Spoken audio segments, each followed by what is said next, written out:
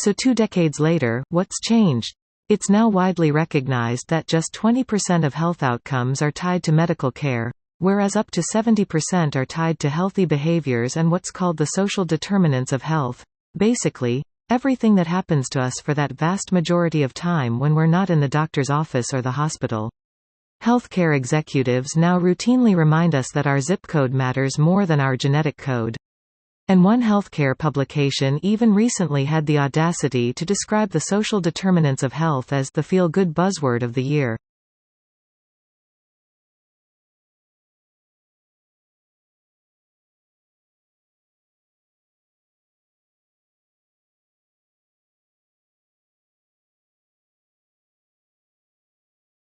Adidas teamed up with an organization called Parley for the Oceans.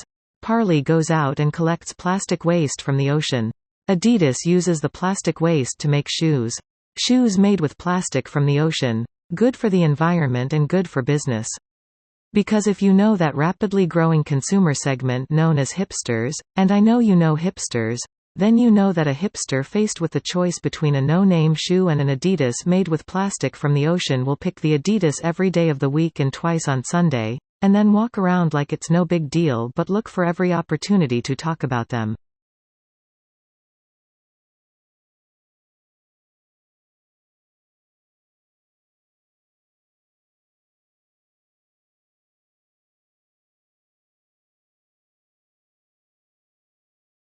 One day the banana is perfect. Bright yellow, firm, flavorful. But even within that same day brown spots appear on your perfectly ripe banana, its flesh turns mushy, and it's destined for the compost or at best, banana bread. But scientists are developing a way to extend the life of ripe bananas. It's a spray-on coating made from chitosan, a substance found in crab and shrimp shells. The new gel can be sprayed on bananas to slow the ripening process by up to 12 days. Like other fruits, bananas remain alive after being picked and it actually continues to respire. This means that they take in oxygen and release carbon dioxide. The more the banana breathes, the faster it ripens and then rots. Bananas ripen more quickly than most fruit because they don't naturally slow the respiration after being picked. In fact, it speeds up, causing bananas to become mushy. Chitosan not only kills the bacteria on banana's skin that then leads to rot, it also significantly slows down the respiration in the first place. So bananas won't drive you bananas.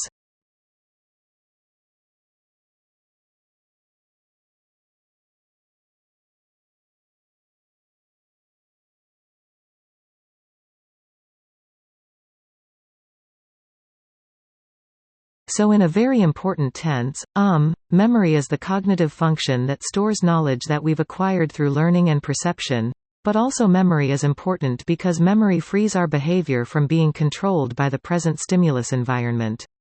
If you didn't have memory, all you'd be able to do was react to whatever is currently in the environment now, whatever it is that you're experiencing. But memory allows us to respond to past events as well as events in the current stimulus environment. And memory so in a very important tense, memory is the cognitive function that stores knowledge that we've acquired.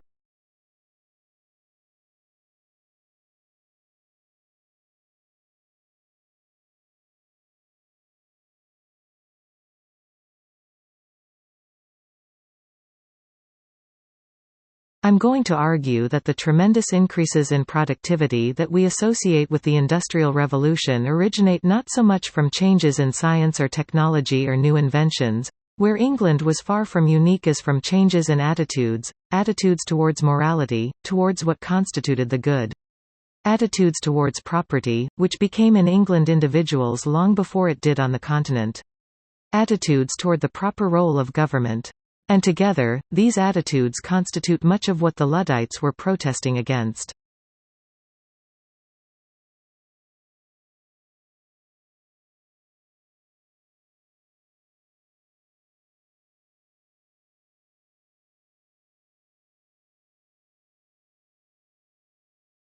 We are trying to understand the locomotion of one of our closest living relatives, which is the orangutan, and also the locomotion of all of the apes and the common ancestor of humans and the other apes. And in that area, we have had a big problem traditionally, and that we know a lot about how they move around the forest. I've been out to the forest and spent a year recording the different types of locomotion they use, but we have no idea about the energetic cost of how they move around the forest and the solutions that they find to problems of moving around the canopy. And what we're doing here is using the parkour athletes as an analogy for a large-bodied ape moving around a complex environment and getting them to move around in the course that we've made that they've never seen before. And we're going to record their energetic expenditure while they're doing it.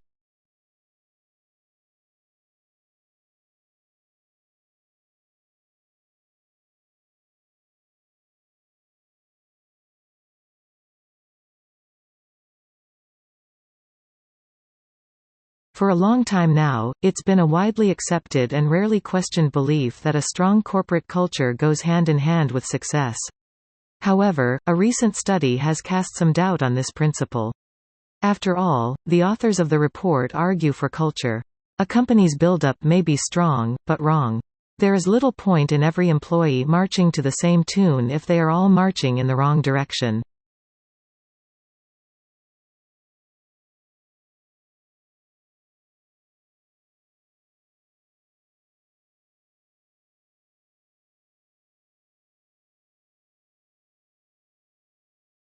Also, malaria is something that is a very complex disease with this complex life cycle.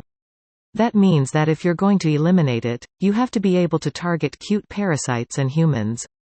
You have to be able to target parasites in the mosquitoes, that mosquito population. And so that requires a lot of resources.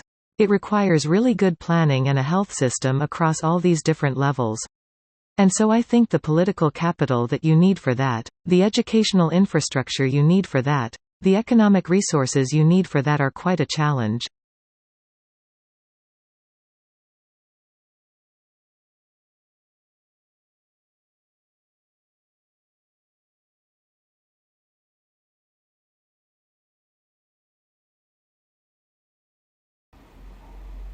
Belief is the human capacity to imagine, to be creative, to hope and dream, to infuse the world with meanings, and to cast our aspirations far and wide, limited neither by personal experience nor material reality. Believing is a commitment, an investment, a devotion to possibilities. Beliefs permeate neurobiologies, bodies, and ecologies, acting as dynamic agents in evolutionary processes. The human capacity for belief, the specifics of belief, and our diverse belief systems shape, structure, and alter our daily lives, our societies, and the world around us.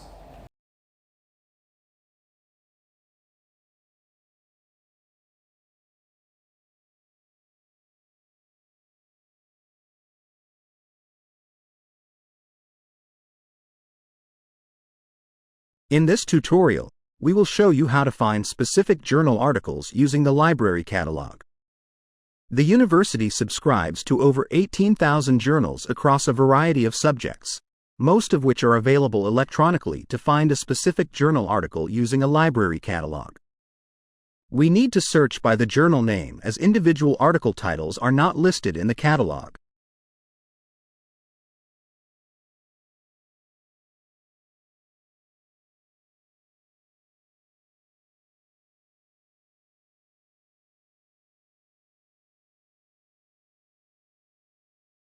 The thing that makes it difficult is because even if life had evolved on Mars, the chances of it being preserved are very small.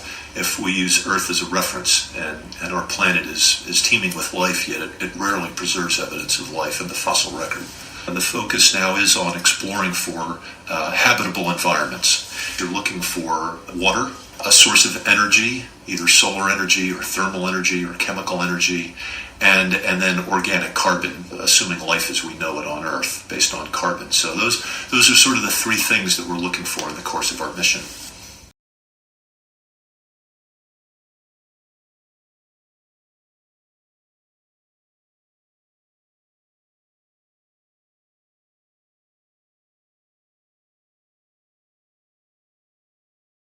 Green chemistry is a concept designed to develop technologies which allow chemistry to be practiced with minimal damage to the environment or in an environmentally compatible way. And it's meant to cover both chemical processes and chemical products. The center, if you would, set up about 7 or 8 years ago, and the idea was to provide a hub of activities that covered fundamental research work, industrial collaboration, but also educational developments. So we work with schools and on public projects as well, and also networking. So we network out to well over 1,000 people around the globe.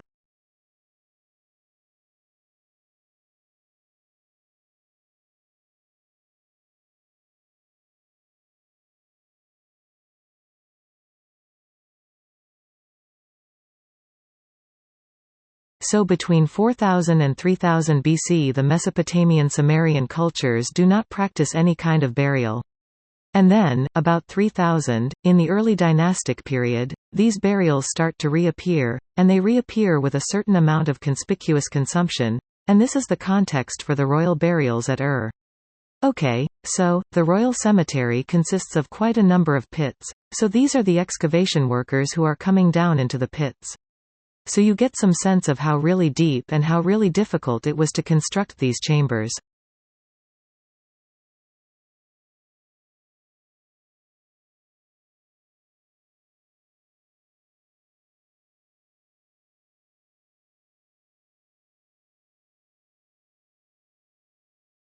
Some years ago, Bjorn Lomborg, a young Danish statistician, published a book called The Skeptical Environmentalist. It became a bestseller and generated a lot of heat. Lomborg was attacked, abused and accused of all manner of things, not because he denied the fact of global warming, in fact he affirmed it, but because, on his analysis, the devil and, he says, a lot of deviousness was contained in the details presented concerning the size of the problem and what were the most responsible steps to take in response to global warming.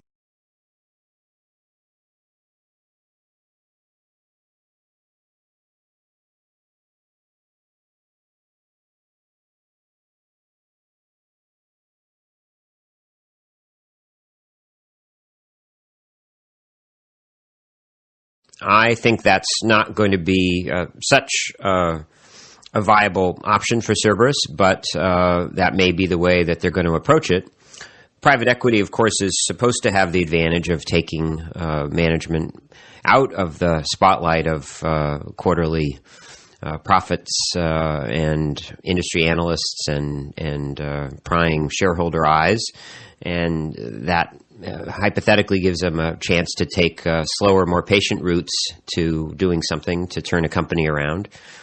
I would hope, and I have some, I guess, optimism that some of the Cerberus team will have some creativity and imagination.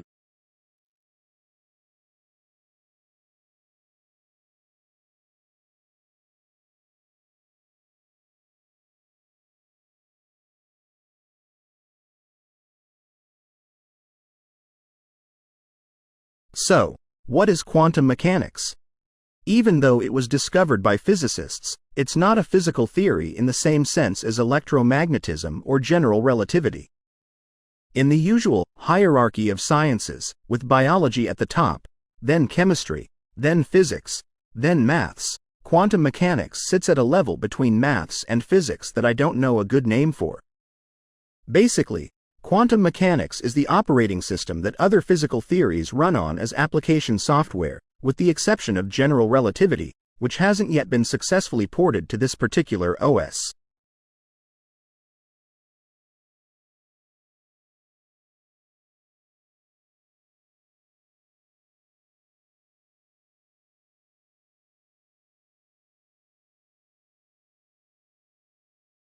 Doctors have been concerned for a long time about people Googling their symptoms. There's this term, Dr. Google, which is really frustrating to a lot of physicians, because people come in and think that they know what they have without having the actual expertise or context, just by having looked up, I have a headache. What does it mean? GPT software is much better at actually being accurate in determining what patients have and asking sometimes follow-up questions that will help it further hone in on the correct diagnosis. Companies are starting to study this. And preliminary research suggests the ICE are surprisingly accurate. Studies have shown that they work better than online symptom checkers, which are websites that let you input your symptoms and spit out a diagnosis. They're also better than some untrained humans,